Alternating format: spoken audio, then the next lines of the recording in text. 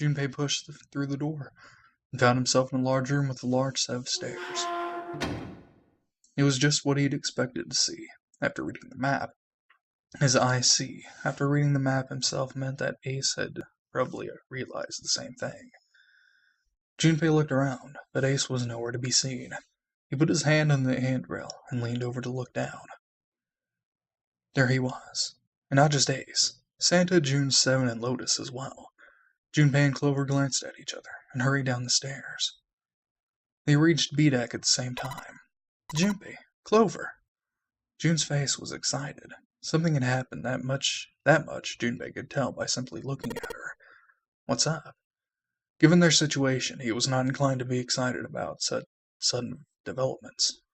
June, however, couldn't contain herself. We found it. Found what? We found it! What did you find? The last door. We found door 9. We found 0, but he wasn't really 0. He was 0 in disguise. But it wasn't really 0 in disguise. It was some old guy. What? What? Come on, just follow us. We'll explain on the way. Okay, let's go. Seven turned and jogged off down the stairs. The rest followed. We finally made it. The relief and excitement in her voice echoed what each one of them felt. Yeah, it's finally time. Junpei wasn't quite ready to believe they'd really done it. At least, not just yet. Still, if everyone said that it was door 9, then it probably was. He could feel his heart racing. A mixture of anticipation and fear ran through his veins, and he could feel his legs shaking.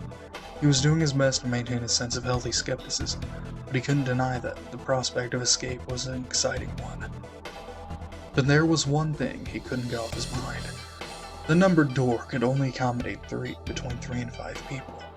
There were 7 of them on their way to door 9.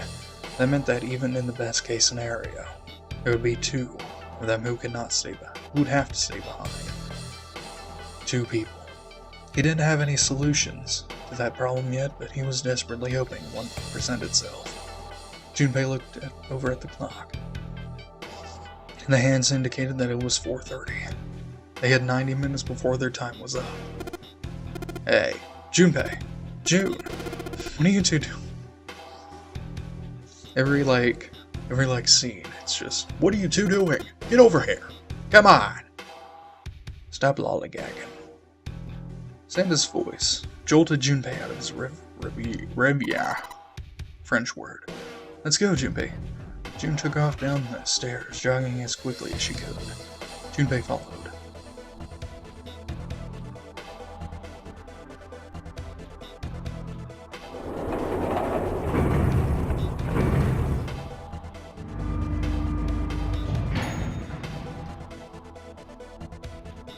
As a group, they piled onto the elevator and rode impatiently down to EDAC.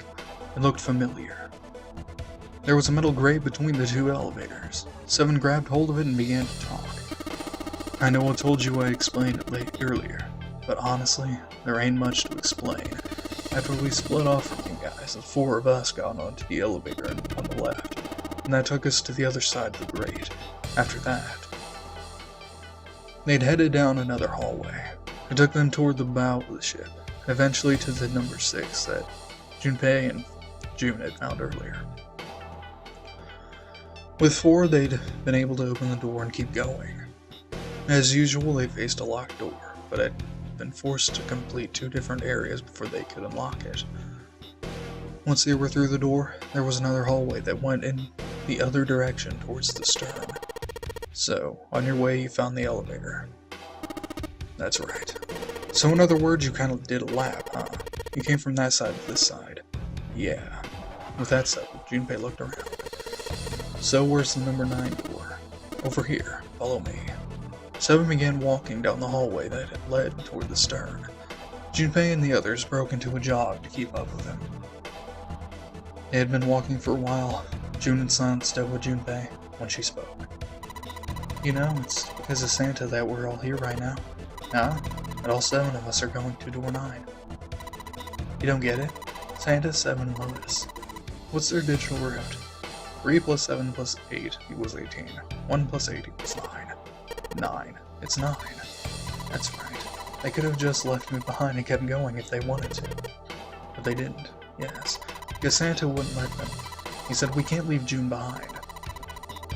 That's why we went looking for you guys. And then you got on the elevator and went back to the central staircase. That's right. Well, I wouldn't have called that one. That Santa would be the one to stick up for you. I mean, Junpei felt his eyebrows knit as he considered that. Oh, don't get me wrong. Perhaps June had sensed Junpei's concern. I don't mean that Seven and Lotus said they wanted to leave me behind. We were just talking about it and Santa objected to it first. Junpei was about to respond. Seven suddenly stopped. In front of them stood a door. So was this. Junpei couldn't see Seven's face, but he could see him nod. There's no other place for us to go. Nope, just look around. At the end of the hallway was a thick iron wall. To the left and right, other hallways led to the port and starboard sides of the ship, but they were both closed off by thick metal grates. It looked as though Seven was right. The door in front of them was their only choice. Their only salvation. Alright, let's get moving. He pulled open the door and walked in. Junpei took a deep breath and followed. Whoa. Pews! I didn't know we were in church. It appeared they'd been telling the truth. The first thing Junpei saw as he entered the room was the number 9. Like all the others, it was a rough thing, made with red paint. The door it decorated sat in the back wall of a rectangular room. Junpei ran up to it. It was a large double door with powerful styling. Something about it was almost majestic, and it made the red paint look especially garish. Junpei grabbed the handle and shook. It didn't budge, but then he hadn't really expected it to. The red was bolted to the wall next to the door. Its display read vacant. Finally, they'd arrived. Junpei felt a flood of emotion wash over him. He felt a chill down his back and his chest tightened even as his blood began to boil. He was about to speak when... Junpei, look behind you. He turned around. Junpei could scarcely believe what he saw. A door and a 9. There was another one. Hey, what's going on here? His words came slowly. His brain struggled to understand what he'd seen. On shaky legs, he made his way to the second 9. It was a small door, set parallel to the door they'd come through, but in the other corner of the room. 9. There was no mistaking the number, and if any more proof was needed, a red was bolted to the wall near the door. He grabbed the handle and shook the door, not because he expected it to open, but because he had to make sure it was real. Why are there 2 doors? It was Ace who spoke first. Do you think perhaps one is the right door and the other one is the wrong one? Lotus was skeptical. I don't know about that. That seems unlikely. What makes you say so? Well, think about all the rooms we've been through so far. They're full of puzzles, but there are always hints about how to solve them. I'm pretty sure there aren't any rooms where we just had to go with our best guess and leave it to the instinct to solve the puzzle. Do you really think that at the very end of the game, Zero is going to suddenly throw in something that depends entirely on luck? Then you're saying there's some sort of hint in this room? No, I don't think there's a hint anywhere in here. I searched it very well when I was in here before. I didn't find anything that might have been a hint, though. Well, then that means... Yeah, both these are the right door. I mean, if you think about it. Zero never actually said there was only one door with a 9 in it. The exit is hidden, but it is there. Seek the exit. Seek the door that carries a 9. Junpei began to mutter to himself. So if there are 2 number 9 doors, if we split it up right, that's not gonna work. Junpei blinked and looked up at Clover. She held out her hand. You've got a notebook and a pen, right? Can I borrow them? Again? Slightly confused, he pulled them out and handed them to her.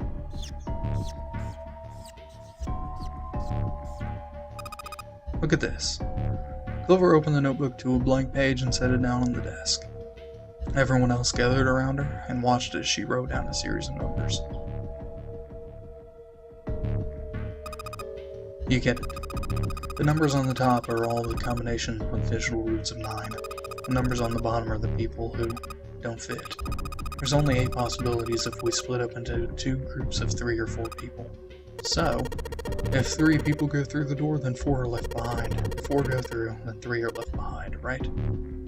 Clover nodded, almost as if she were pleased with herself for solving a difficult math problem. The room went very quiet. Silence lay across everyone like a thick, heavy blanket. And no one spoke. Their faces were blank, desperate for something else to look at. Junpei turned his eyes to the room around him. As he did, he began to wonder. What was it? The walls were covered with candles. The wavering flame made the shadows of Junpei and his companions look as though they were dancing. 2 rows of wooden pews filled most of the room. Between them was a strip of rich red carpet. The carpet ran straight through the room, ending at the door with a paint that painted to the stern of the boat. At the other end of the carpet, an altar? It was a recessed space set into the wall between the 2 other doors. Sitting on a raised section of the altar was a coffin. A coffin. A coffin. No, it couldn't possibly be. But if it wasn't, then whose body occupied it? That was as far as Junpei wanted to pursue that line of thought. He decided not to think about the coffin for the time being. At that moment, Seven spoke. There was an edge of humor to his voice, but it was forced. Okay, I give up. I give up. I figured if we sat around here long enough, someone would volunteer, but I guess nobody's got the guts to do it. Junpei didn't understand, and he wasn't the only one. What? You guys didn't figure it out yet? Fine. Fine. Let me enlighten you. Clover was mostly right with her little explanation earlier, but she missed something. She wasn't really wrong, she just... Screw it. Let me just write it out. Seven snatched up the notebook and began to write in it. Everyone else clustered around him, desperate for a look. If you're trying to leave with a group of 3 and a group of 4 and get everybody out, Clover's right. But there's another way. Only one combination, though. If you split us up into groups of 3, 3, and 1, you can make this combination. Wait, this means... Don't get me wrong here. I'm not trying to copy Ace or anything like that. Even if he hadn't been the hero back in the big hospital room, I'd still be saying the same thing. The same thing, are you saying? Yeah, I am. I'll stick behind.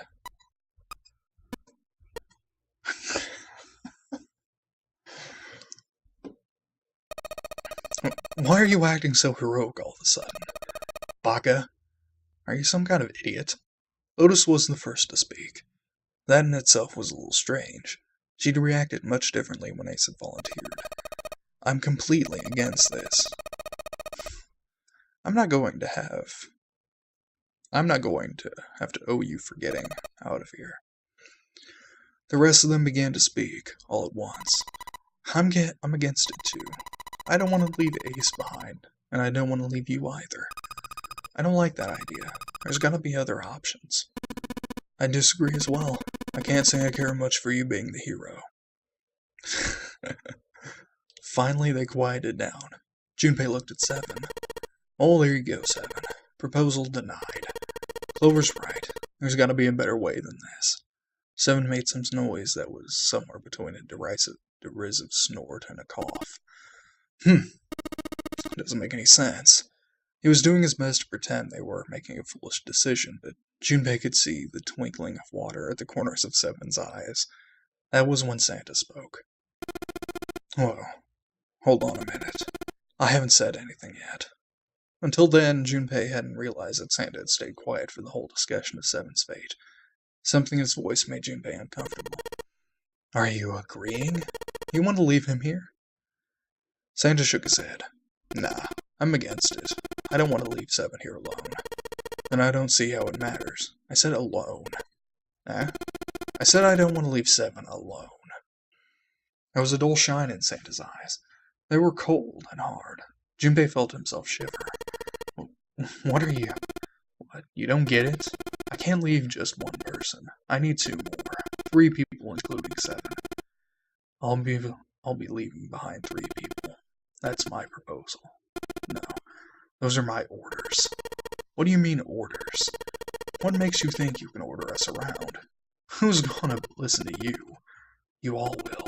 In 3 seconds, you won't have a choice. What? 3, 2, 1. Santa was so fast, Junpei could barely see him. When he moved, it was almost like watching a dance. His feet moving like lightning. He spun and, ah! Hey now! Hey now!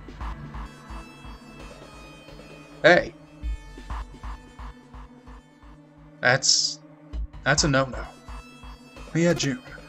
See? I told you. His lips curled into a cruel, mocking smile. A shudder traveled the length of Junpei's spine. His chest froze and he could feel his breath go stale in his lungs. Nothing made sense. Junpei felt as though his head were about to explode. Santa's sudden change in attitude, saying that he needed 2 more. The gun in his right hand, a revolver. Santa had grabbed June from behind and pressed what Junpei's shaken brain had identified as a revolver roughly against her temple. What was he doing with a gun? Where on earth had Santa possibly found a gun? Junpei's questions poured in his mind, but his mouth refused to ask them. 7 spoke, almost as though he had sensed Junpei's confusion. The gun's from the other room. What room? One of the rooms behind door 6.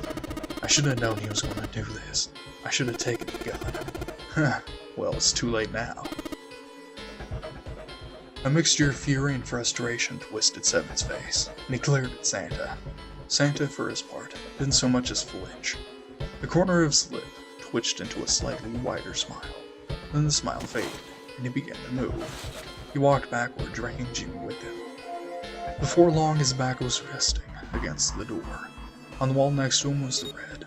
He put his hand on the scanner panel, quickly, and then forced June to do the same. This is just like what happened with Clover. What the heck? Now, time for you to start following my orders. Ace Lotus, congratulations. I've chosen you to come with me. Put your hands on the red. That was what Santa had meant when he said he needed 2 more. Hey, you deaf? I gave you an order. Santa's eyes narrowed to slits. He glared at Ace and Lotus. They stayed, frozen, like deer caught in the headlights of an oncoming car. Right. Fine. I didn't want to waste any bullets, but you guys just don't get it. No sooner were the words out of Santa's mouth than his hand twitched.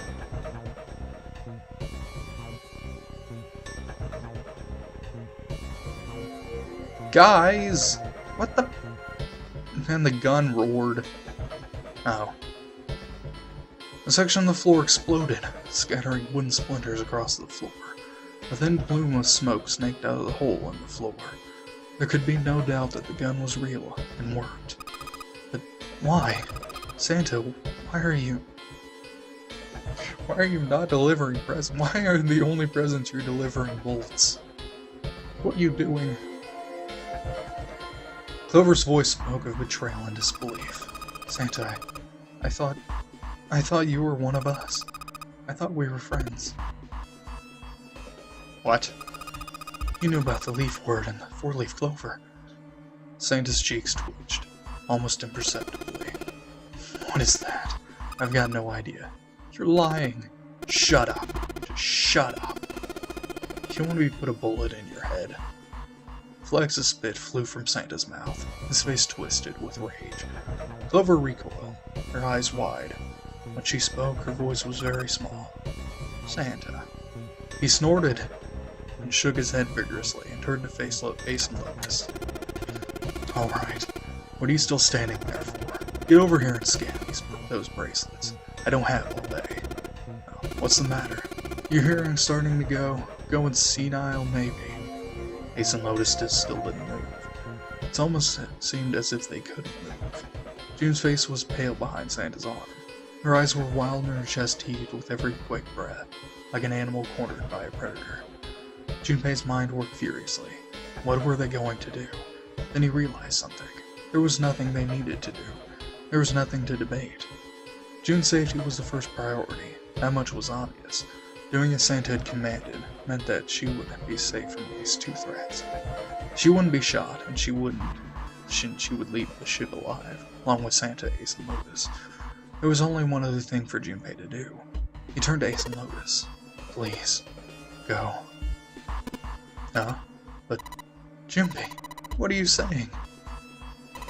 If you stay here, you're going to be stuck, Junpei. And so are Clover and Seven. I know, but you don't need to worry about us. We'll figure something out. Right, Seven? Right. You just leave it to us. It's gonna make me mad. It's gonna piss me off to do what Santa says, but don't worry about me either. There's still something I have to take care of. But no, you can't. Ace, Lotus, don't do it. Don't worry about me, please. June was almost crying. Junpei walked around behind Ace and Lotus. Without a word, he laid a hand on each of their backs and gently pushed them forward. They almost stumbled, then righted themselves and took another step, and another. They turned around and Junpei nodded. Ace and Lotus turned around again and walked slowly toward the door where Santa was waiting for them. After what seemed like an eternity, they stopped. In front of the door marked 9. Santa smiled. Alright, now let's get those hands on the scanner panel. What's the holdup? What? You think I'm messing around here? I don't care about this girl. The red doesn't need a person, you know. All I need is a bracelet. You get it? Good. Now put your hands on the scanner. I'm not going to say it again. He shoved the revolver harder against June's head, and she winced. Fine. He sighed, defeated, and placed his hand on the scanner panel. Lotus went next. Lotus glared at Santa and slammed her hand onto the scanner panel. The 4th asterisk blinked on. Good job. Now, Lotus, pull the lever. Soon as the door opens, you get in there. Try anything stupid, and you know what happens, right? Junpei can almost hear Lotus's teeth grind.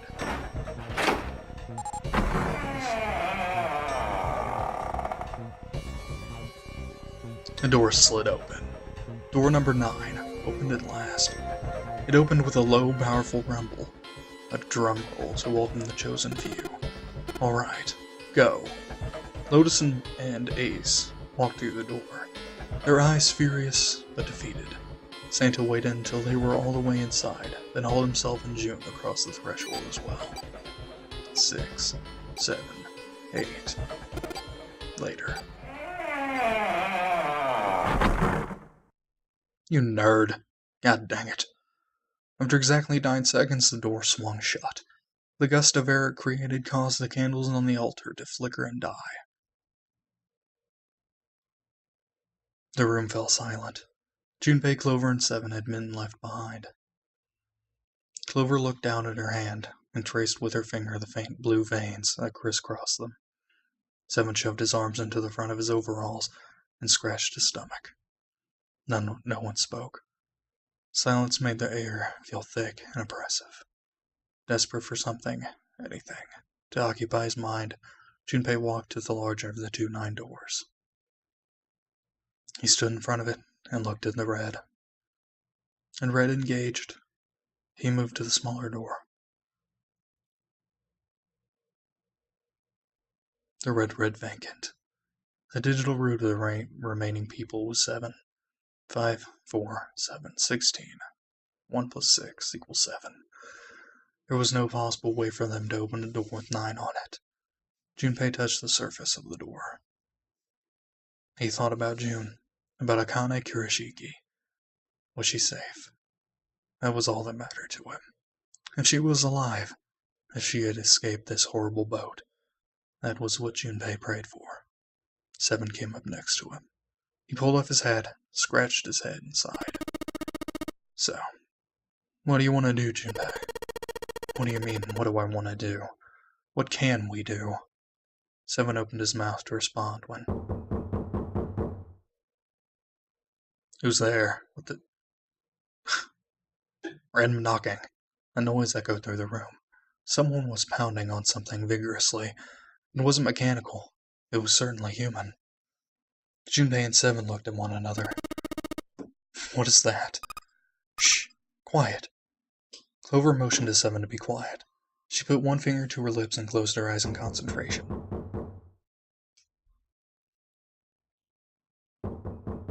The three of them listened, trying to determine where the sound was coming from. Where? Where was it coming from? The coffin. Could it be? Hey, I think it's coming from this coffin. You're right. Let's open it. But how? What are those muscles for? For show? You're telling me to force it open? Just shut up and try. Junpei and Seven grabbed hold of the coffin. They tried to get a good grip with what little purchase they could find and pulled with all their strength.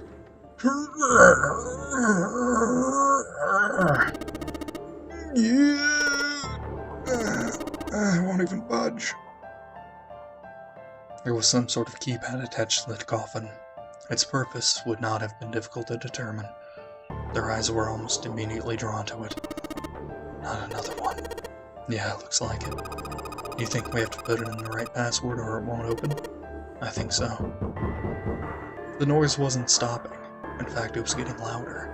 They had no idea who was in the coffin, but they wanted out. And they wanted out now. They had no idea what they were supposed to do. With that passcode, it didn't seem like a lot they could do. They couldn't even tell how many numbers the passcode needed to be. Isn't there a hint somewhere? Well, let's look for one. Unfortunately, there didn't seem to be anything near the coffin. Clover ran to examine the pews, and Seven investigated the desk, and they turned up nothing. The sound still wouldn't stop. It wasn't a noise that belonged to in that room.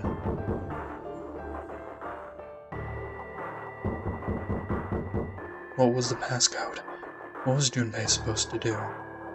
How was he supposed to figure it out? He needed something.